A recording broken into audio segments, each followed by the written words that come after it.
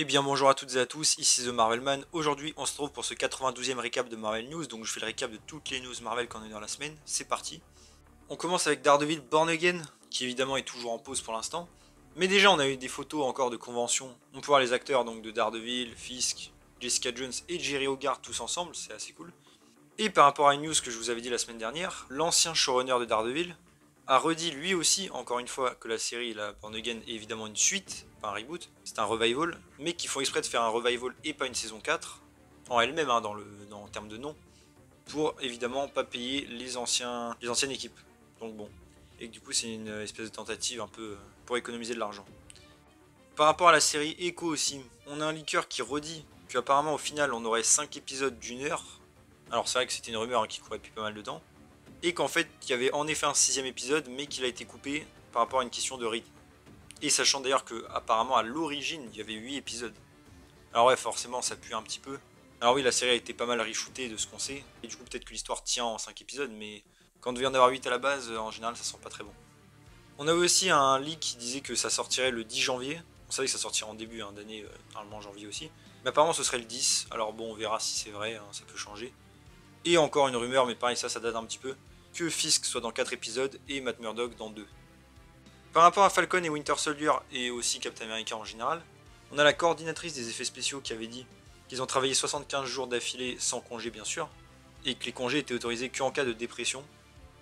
Bref, du coup évidemment, jamais je pense travailler avec eux.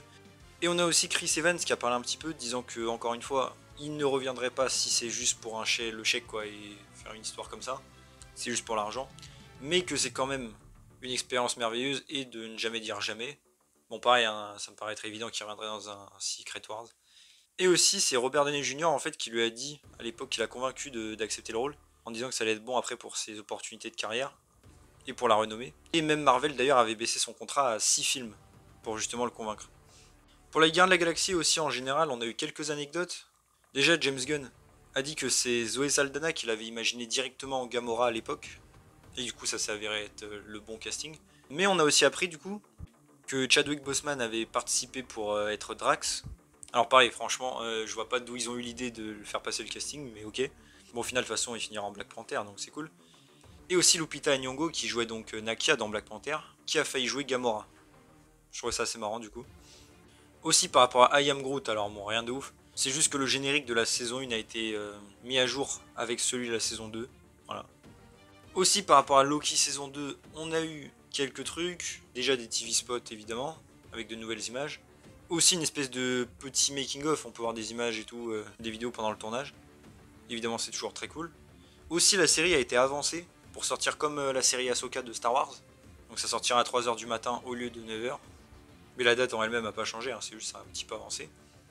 Et aussi, on a une scène coupée qui a été révélée de la saison 1, où en fait le TVA, quand il récupère Loki et Sylvie sur la planète, là, où il y a la fin du monde, hein, littéralement, Loki a trahi Sylvie et fait genre du coup qu'il l'a capturé pour eux et qu'il est de leur côté.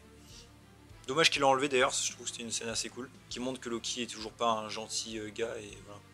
Par rapport à Secret Invasion aussi, on a eu donc le making of sur Disney+, qui nous dévoile pas mal de concept art hein, en général, surtout pour les Skrulls. Après ça, pas eu vraiment d'informations pour Maria Hill. Ils ont redit hein, qu'ils l'avaient tué dans la série pour montrer l'ampleur du danger et choquer un petit peu. Et montrer que tout le monde ne va pas s'en sortir dans le conflit. Et c'est vrai que ça, par exemple, dans le premier épisode, je trouvais que ça marchait bien et tout, mais quand on regarde dans l'ensemble de la série, je trouve qu'au final c'était une mort un peu inutile. Par rapport à The Marvels aussi, on a eu pas mal d'informations, et d'ailleurs j'en ai fait un short. Déjà, on connaît le budget du film, qui est en arrondissant hein, de 275 millions de dollars. Contrairement à une autre info qui était passée un petit peu avant, qui disait qu'il était à 130, je n'y ai pas cru une seconde, hein, parce que bon, en lui-même le film pourrait coûter ça, mais vu tous les reshoots qu'il y a eu, les décalages et tout, non, il n'y avait aucune chance. D'ailleurs, apparemment, le Royaume-Uni a donné dans les 50 millions, parce qu'ils ont tourné là-bas et du coup ils ont participé, donc on peut enlever ça du budget, mais ça reste quand même un très gros budget. Et donc pas sûr qu'il soit rentabilisé. Aussi, on a eu d'autres infos, Kevin Feige a parlé un peu. Il a dit qu'il avait été impressionné par la réalisatrice. D'ailleurs, il lui avait dit lui-même de parler avec d'autres réalisateurs du MCU pour l'aider un peu. Aussi elle est vraiment une source d'idées dans le sens où elle s'arrête jamais de travailler, elle lui a proposé plein de choses, d'autres films, d'histoires et tout. Elle a aussi eu accès au design des costumes, renforcer les personnages, les lieux aussi, nommer les planètes par exemple. D'ailleurs, elle a dit que c'était assez dur des fois, hein. Et malgré tout, quand même, la réalisatrice a redit que c'était un film de production et que c'était le film de Kevin Feige, pas le sien. Donc malheureusement, on va pas s'attendre à voir un vrai truc, en tout cas original. Mais qu'elle a quand même essayé du coup de mettre un peu sa marque sur le film et qu'elle espère qu'on va remarquer. Et aussi on a un autre truc, c'est un leaker qui a redit encore une fois que du coup Monica Rambeau ne sera pas appelée photo dans le film. C'était le cas à un moment donné, mais Kevin Feige a enlevé ça. Et le leaker a teasé du coup que Carol et Sam Wilson ne seraient pas les seuls captains du MCU. Sous-entendant donc que Monica Rambeau aurait peut-être un nom comme ça. Et c'est vrai que si on remarque, c'était Samuel L. Jackson qui avait déjà parlé à l'époque, qui avait dit quand il avait rejoint le tournage, en disant qu'il y avait 3 personnes qui étaient Captain Marvel dans ce film. Et franchement, vu comme ça sur le papier, je déteste l'idée, hein, franchement. C'est des super-héros uniques, Miss Marvel et même Photon, donc non, ça sert à rien de les appeler Captain Marvel ou un délire dans le style. Mais à voir comment ce sera dans le film. Je coupe vite fait vers le milieu de la vidéo, pour redemander, hein, si vous pouvez évidemment, de liker et de commenter la vidéo si vous le pouvez. Cela aide beaucoup évidemment, vous le savez, au référencement, et ça m'aiderait beaucoup. Je vous laisse reprendre. Aussi, je case là par rapport à une éventuelle Miss Marvel saison 2. C'est un leaker qui dit que c'est en développement, sans précision, donc bon, à voir, hein. En vrai je pense que c'est possible. Ensuite, par rapport à Doctor Strange et du Multiverse of Madness, déjà on a le film qui va arriver sur Disney Plus en France le 13 octobre, apparemment c'est grâce au nouveau deal avec le gouvernement pour la chronologie des médias. Mais ça fait que du coup tous les films d'avant comme Eternal, Shang-Chi, tout ça, ça ne sortira pas pour l'instant. On a aussi Sam Raimi qui a redit que Strange avait un côté obscur. Il peut être arrogant, fier et il lutte contre ça. Et qu'en général il est évidemment isolé avec sa vie consacrée à la magie. D'ailleurs je case un pareil lié par rapport à Scarlet Witch. Un producteur a redit que là sa trajectoire dans le MCU d'être devenue méchante, ça suivait un peu les comics. Où des fois bah oui elle tue ou elle réécrit la réalité. Et que ça fait partie du personnage, ce qui est vrai.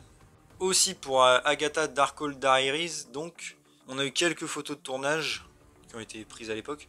Aussi par rapport à la rumeur que Jennifer Kale, donc une sorcière, aurait un salon de beauté dans la série, ça se confirme puisqu'ils ont tourné des scènes dans un truc comme ça. Et apparemment elle aura des procès d'ailleurs pour brûlure sur la peau. Aussi encore une fois que par rapport à Billy et Tommy Maximoff, dans cette histoire-là, Billy Kaplan est donc un jeune homme qui meurt dans un accident de voiture. Et du coup, l'âme de Billy qui était piégée dans les limbes s'empare de lui et du coup reprend vie. Ça pareil, on en savait déjà plus ou moins. Et apparemment en fait, du coup le but de Wiccan dans cette série de Billy, c'est d'apprendre à l'âme de Tommy à faire pareil, avec le corps d'un autre enfant mort. Bon dit comme ça c'est bizarre mais bon, à voir. Par rapport à Avengers Secret Wars aussi, un petit peu en vrac, on a encore une rumeur que le Magneto de Ian McKellen soit dans le film. Pareil, bon, ça me paraît pas surprenant. Mais aussi qu'on ait le casting au complet des X-Men jeunes. Et en vrai, pourquoi pas, ce serait stylé d'avoir le casting vieux et jeune en même temps. Pour Spider-Man No Way Home aussi, on a encore eu des concept art avec MJ qui met le sérum bouffon vert, par exemple. Ou Spider-Man là, de Tom Holland qui va avoir le vautour pour lui demander de l'aider à choper les méchants là dans le film. Ce qui n'aurait aucun sens, hein. Il est en prison, mais bon, ok. Et aussi en vrai pour Spider-Man, hein, on a eu quelques figurines, hein, que ce soit pour No Way Home, aussi Across Spider-Verse, ou même Spider-Man 3, des trucs très stylés, donc c'est cool. Par rapport à Deadpool 3 aussi, on a le réalisateur qui tease un peu que lui et du coup Ryan Reynolds et Hugh Jackman sont vraiment prêts à reprendre le tournage dès que la grève sera finie. Il a aussi dit d'ailleurs que du coup il y aura un hommage à tout l'héritage de la Fox, des films Marvel de la Fox, et que ça fera partie de l'histoire. Donc ce qui semble encore une fois plus ou moins confirmer qu'il y aura toute une histoire liée à ça avec des caméos. Et que du coup c'est parce que la Fox a évidemment beaucoup marqué l'ère super-héroïque, ce qui est vrai. Et aussi pour la rumeur, vous savez, j'en ai déjà parlé avant, que Wolverine et Deadpool aillent dans la pizzeria de Tobey Maguire, que apparemment Tobey n'apparaisse pas dans cette scène, si ça arrive bien sûr. En vrai, ce serait marrant de voir les trois ensemble, mais bon, ok. Aussi un petit peu en vrac, je le case ici, pour Disney+, le 27 octobre, on aura un nouveau court-métrage Lego Marvel. En général, c'est inspiré du MCU, bon évidemment c'est pas canon, mais si ça intéresse. Et aussi par rapport du coup au futur du MCU en général, par rapport à la grève des scénaristes, je pense que vous l'avez vu un petit peu, il y a eu pas mal de négociations et apparemment c'est bon. Ils ont eu enfin un deal acceptable, avec de bonnes conditions. Et du coup, il faut encore du coup en quelques jours pour que ce soit signé. Mais a priori, c'est bon. Et du coup, les scénaristes pourront retravailler, continuer les projets qui sont arrêtés, et espérons surtout faire de la qualité, parce que c'est un peu ça le problème aussi. Mais après, même si ce détail, on va dire là, est réglé et tant mieux pour eux, faut pas oublier que la grève des acteurs pour l'instant continue. Alors oui, sans doute que ça va trouver un arrangement aussi, vu que là ça avance, mais pour l'instant, du coup, les tournages sont toujours bloqués, hein. Je préviens quand même. Du coup, seuls les scénarios vont pouvoir avancer. Et les réécritures de scénarios. Et voilà, c'est déjà tout pour ce 92e récap de Marvel News. J'espère que ça vous a plu. Si c'est le cas, n'hésitez pas à vous abonner, liker, commenter, partager, activer la cloche. À me suivre sur mes réseaux sociaux et mon Discord, vous allez en description. Et on se retrouve bientôt pour une nouvelle vidéo. Salut tout le monde.